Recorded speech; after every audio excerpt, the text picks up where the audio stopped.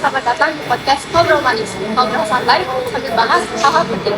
Jadi kali ini adalah episode yang paling spesial karena kita tag di sebuah tempat yang sangat viral, khususnya di Kemalang. Dan gak kalah spesialnya, kita juga kedatangan narasumber yaitu Mas Abizar. Apa kabar Mas Abizar? Alhamdulillah, kabar saya baik. Halo semuanya. Ya, saya di sini akan menjadi narasumber untuk membahas seputar masalah sampah. Betul? Oke. Silakan. Terima kasih Mas Terima kasih Mas. Oke. Langsung aja ke topiknya ya. Ya. Jadi saya di sini akan menanya seputar sampah. Betul. Menurut kamu seberapa besar sih masalah sampah yang ada di Indonesia khususnya di Pemalang? Menurut saya sampah di Indonesia khususnya di Kabupaten Malang itu benar-benar parah. Udah bisa dibilang parah. Itu karena bisa dilihat dari masyarakat sendiri itu belum memiliki kesadaran masing-masing, itu masih memiliki SDM rendah kalau saya bilang boleh begitu ya. Kita harus bahasanya itu harus bisa memilah sampah sejak sedini mungkin. Itu harus benar-benar diajarkan sejak dini, seharusnya dari orang tua itu seperti itu.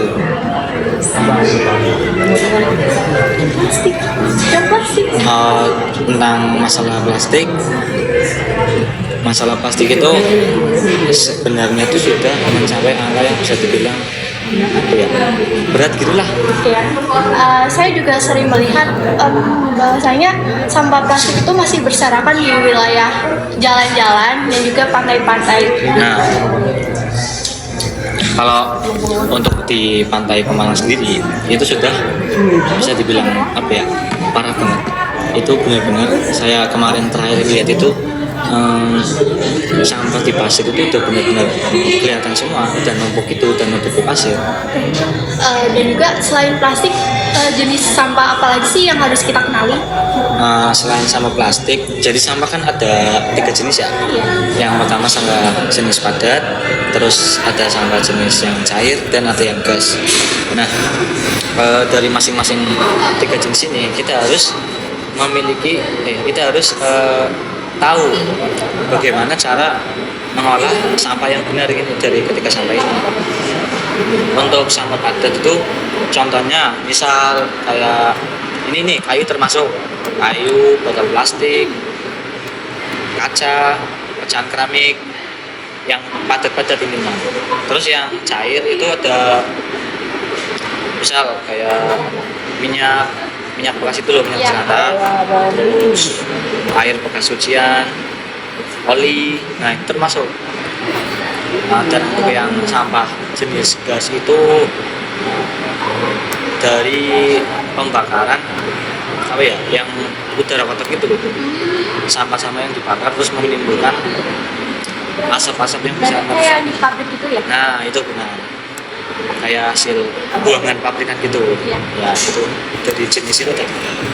Dan kalau kita udah tahu jenisnya, gimana sih menurut kamu cara untuk mengatasi masalah ini? Menurut saya itu sebenarnya banyak cara yang bisa dilakukan dari individu, dari yang kecil, dari yang paling kecil itu sebenarnya bisa tergantung orang itu memiliki kesadaran atau tidak. Kalau yang pertama nih itu ada reduce itu artinya yang pertama itu ada reuse. Reuse itu artinya menggunakan kembali barang yang sudah lama yang tidak dipakai itu digunakan kembali. Terus yang kedua ada reuse itu artinya mengurangi. Maaf saya agak lupa, itu artinya mengurangi. Jadi kita tuh setiap akan berkegiatan itu sebisa mungkin mengurangi penggunaan sampah. Dan yang ketiga ada recycle itu artinya mendaur ulang sampah yang benar-benar tidak bisa kita bingung nih mau dibuat apa lagi. Kita punya ide, sampah ini bagusnya dibikin ini, sampah ini bisa dibikin ini. Nah itu seperti itu. Setuju banget sama pendapat kamu karena aku juga sudah mulai mengurangi sampah plastik contohnya. Nah, Jadi kayak aku tuh setiap kali ke supermarket tuh bawa tas sendiri gitu loh. nah ya itu bagus banget itu menurut saya. Itu benar-benar apa ya? Orang yang memiliki kesadaran bahwa mengurangi sampah itu benar-benar hal yang harus dilakukan. Terkait istilah tadi yang apa? Reus itu, yaitu contohnya seperti itu bisa dilakukan. Terus misalkan nih kamu punya banyak barang nih di gudang, terus kamu bingung mau apa ini ya, kalau bisa tuh kamu sebisa mungkin sebanyak mungkin cari ide buat mendaur ulang sampah-sampah yang benda-benda yang tidak terpakai itu kamu bisa buat.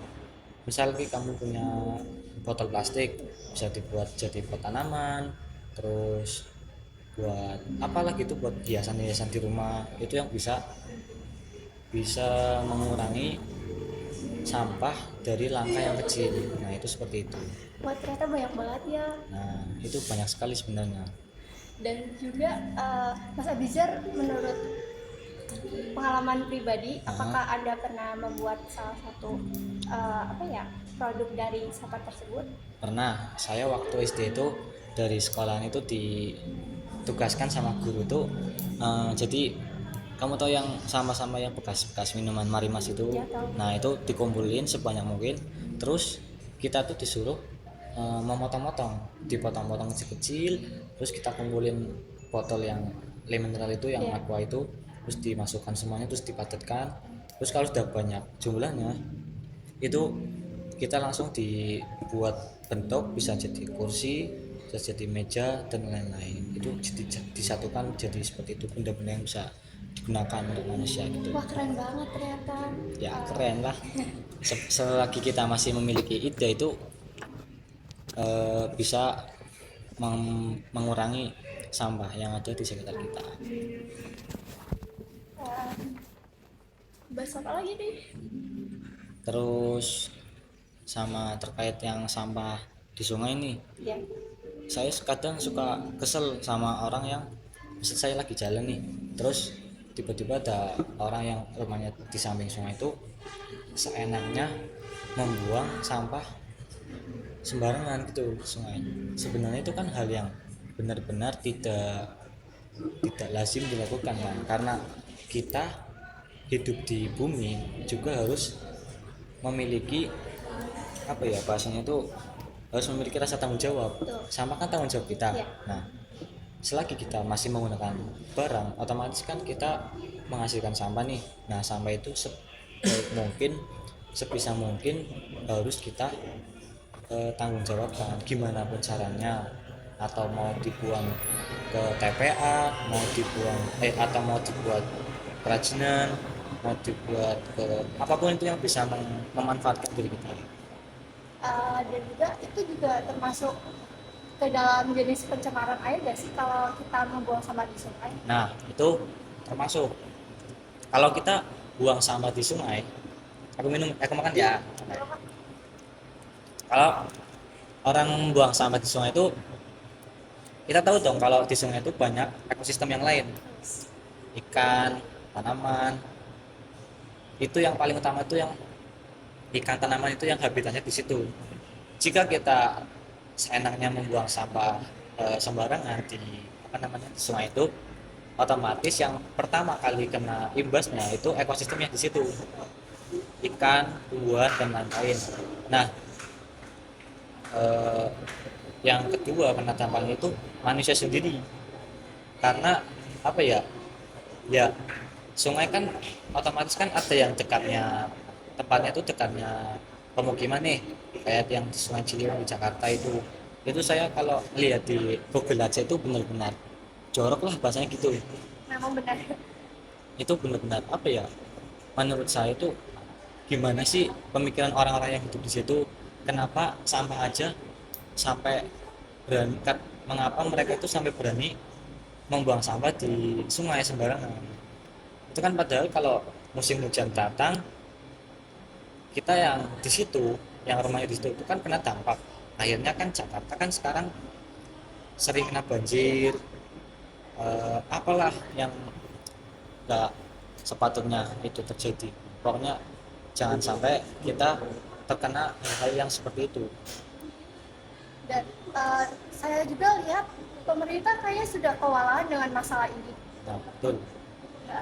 Eh, ya, saya tuh pernah dengar di berita tuh Indonesia setiap harinya itu apa ya menghasilkan berapa ratus ribu ton per hari itu di pembuangan sampah akhir yang di Indonesia tuh yang di TPA yang sampai menggunung-gunung itu.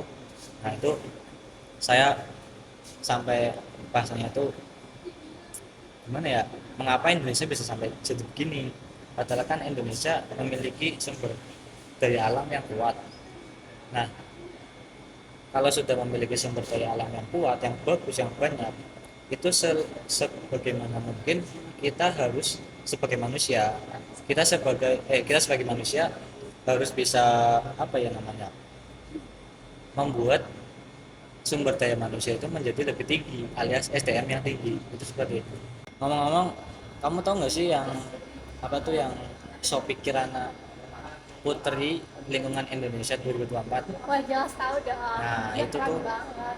termasuk orang yang memiliki cara pandangan yang bagus, yang memiliki apa ya, yang ya intinya yang ingin membuat masyarakat menjadi tahu. Dia kan sering melakukan kampanye-kampanye tentang sampah gitu kan. Nah itu mesti dia pastinya itu dia memiliki pemikiran yang luas untuk sebagaimana masyarakat itu bisa tahu bahwa sampah itu merupakan tanggung jawab kita, itu seperti itu tokoh yang benar-benar patut diapresiasi menurut saya itu.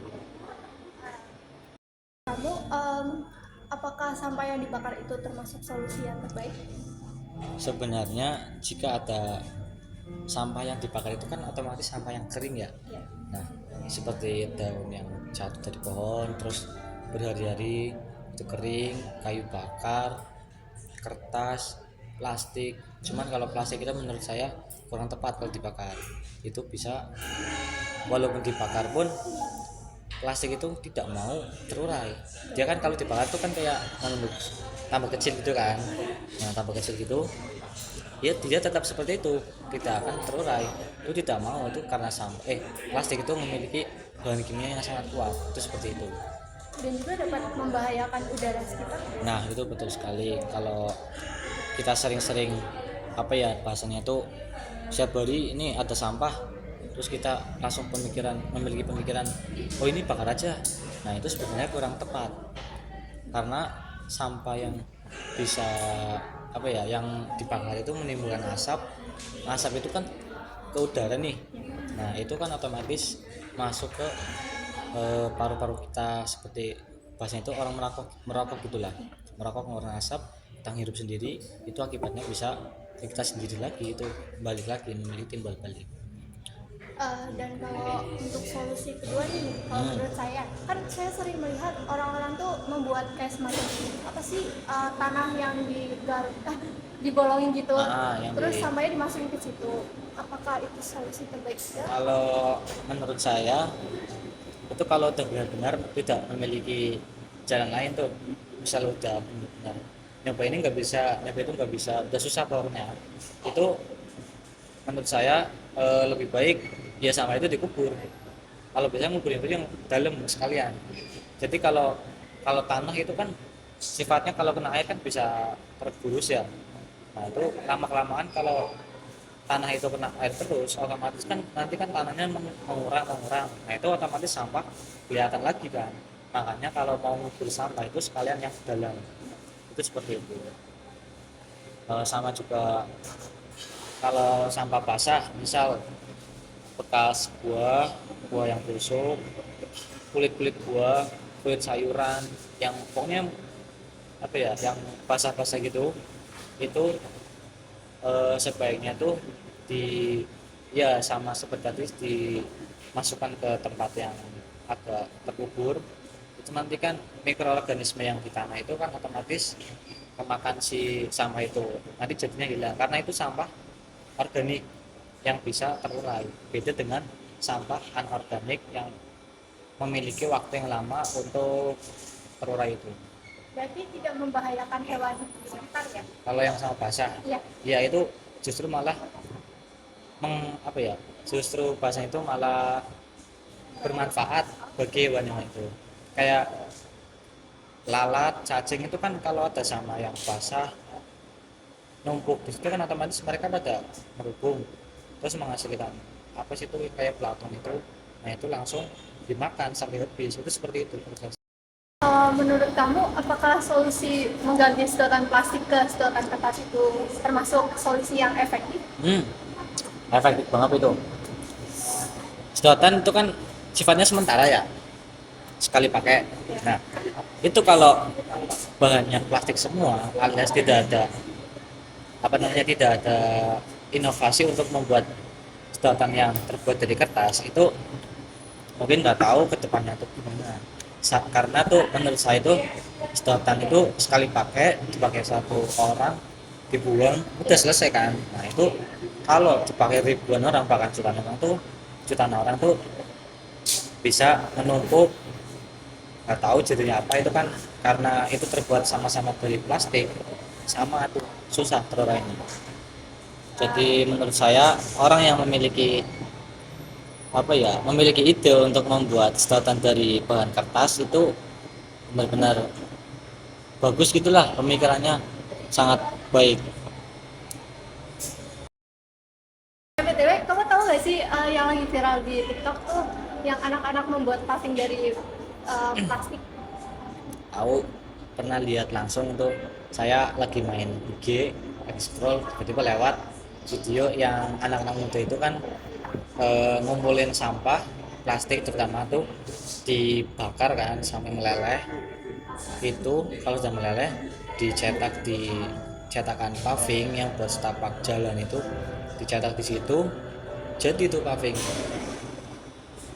Ya itu bagus karena itu bisa memanfaatkan sampah lalu dibikin untuk hal yang bermanfaat alias untuk setapak jalan tadi. Itu kan gunanya setapak itu kan biar nggak becek ya, paving itu kan biar nggak becek tanahnya. Itu ya bagus, itu benar-benar orang yang jenius menurut saya itu seperti itu. Dan juga paving itu tuh membuat menarik gak sih Nah, di rumah? iya, karena umumnya kan paving itu kan terbuat dari semen, pasir, dicetak, diaduk.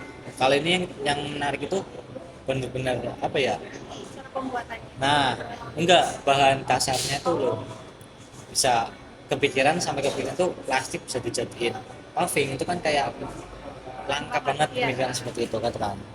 Menurut saya seperti itu.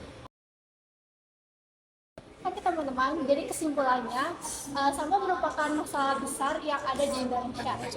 Dan juga walaupun sampah itu merupakan masalah besar di Indonesia, tetap masih banyak banget solusi yang dapat kita lakukan untuk mengurangi sampah tersebut. Terima kasih teman-teman yang sudah menyaksikan, dan juga terima kasih banyak buat Mas Abisar karena sudah datang ke podcast kami. Ya. Dan sampai jumpa.